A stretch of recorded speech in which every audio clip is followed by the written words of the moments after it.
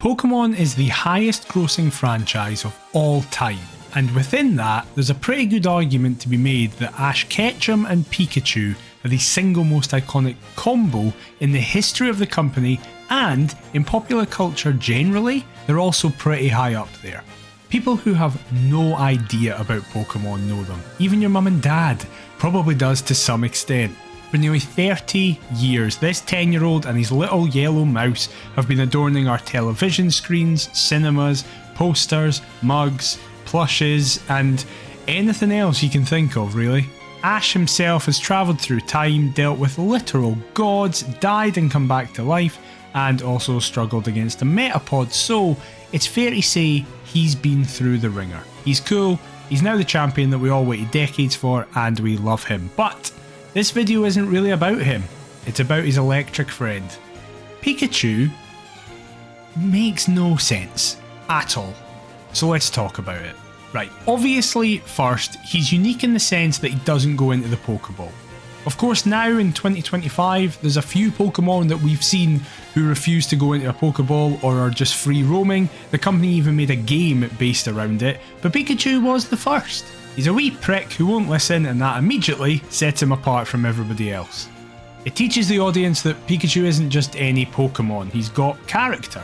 It's also, by the way, just as a side note, always intrigued me that Ash is fine for Pikachu to not go into the ball, but is also fine for the rest of his Pokemon to stay in a confined space, often crammed inside a PC as well. Like, Ash, mate, surely ask the others if they want to be like Pikachu? But anyway, I'm getting distracted.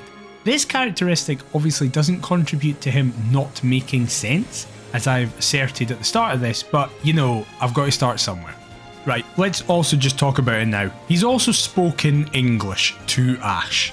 Now, quite a few Pokemon have obviously spoken to Ash and other characters in the anime, but they've all primarily been either legendaries or Pokemon using Psychic or Meowth, who is a different kettle of fish altogether, so shh. Whereas Pikachu is just a Pikachu. Technically, he's not even a special Pikachu. He shouldn't be able to speak. But shockwaves went round Kanto and the world generally when we all saw Pikachu speak to Ash about saving him against all those Spearows in the woods in the 2017 film Pokemon the Movie I Choose You. I actually ranked this movie in a list that I did that's also on the channel, so go and watch that after this if you haven't already. Cheap plug, yay. Now, before anyone says anything, I can see in the comments, oh Toto, this isn't actually in canon, it's an alternate timeline, so technically it didn't happen. I know, but listen, we all saw it. We all reacted to it, we can't forget about it. Ash doesn't even seem that shocked that he spoke either. That's weird. That doesn't make sense. Even in the fantasy world of Pokemon, it's still so weird that Pikachu spoke to Ash. But anyway, right, let's get into the main crux of this video. What on earth is Pikachu's level? Now obviously, by level, I mean in the form of the games where you level up your Pokemon as they traverse the world.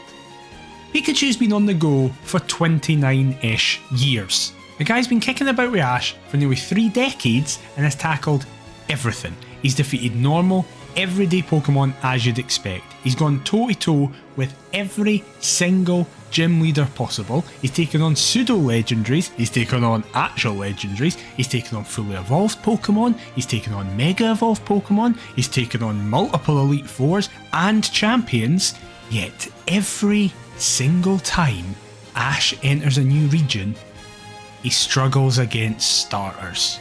Yes, you've worked it out. This entire video is basically me ranting about the Snivy fight, but come on. What? How does he lose to a level 5 at most Snivy? I know the point of that episode in black and white is to show up the arrogance of Ash. The Snivy also knows a lot more moves that it shouldn't, like Leaf Tornado and stuff like that, and like, yeah, okay. It's a show for kids and it doesn't actually matter if we really think about it, but I am a nearly 28-year-old man who wants some consistency in my children's anime. Thank you very much. Ash absolutely should have went in overconfident. His Pikachu has been kicking off against everything that moves and winning in every single region Ash rocks up in. Of course, he should win. As a complete flip to that as well, actually, if we go right back to the start, how does he beat a rock type so easily against Brock? I know it's an Onix, but they spend the entire 2-episode arc speaking about the fact that, oh, you can't just go into any battle with just the one that you have, aka Pikachu, and think you're going to win, but then just through trying harder, Pikachu wins. Why can that then not be applied when he's had years more experience to fighting a Snivy?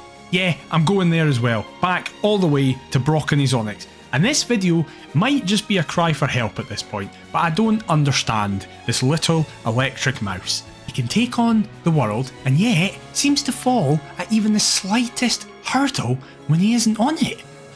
Wait, maybe that's it. Pikachu's like a metaphor for all of us.